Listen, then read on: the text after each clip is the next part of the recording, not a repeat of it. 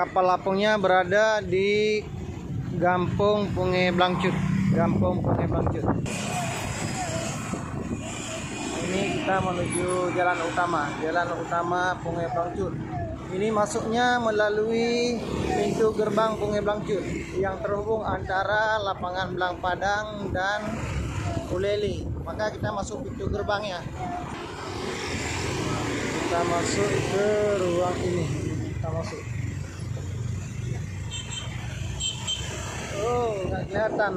Masuk ke Jalan Harapan. Masuk Jalan Harapan. Kebetulan mataharinya ke arah sini. Ini kita udah masuk ke jalan menuju Kapal Apung. Kapal Apungnya sekitar 200 meter lagi kita udah sampai. Nah, itu dia. Ini dari jauh udah kelihatan. Ya, pengunjung rame. Ini pagarnya. Oke. Kita udah masukin pagarnya, pagar Kapal Apung. Nah, ini dia. Ini sepertinya wisatawan rame nih. Kelihatannya rame sekali nih wisatawannya. Nah, ini sini masuknya.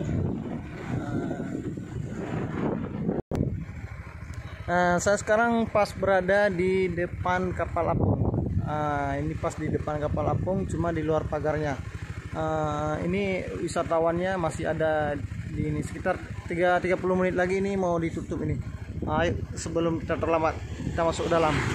Let's go.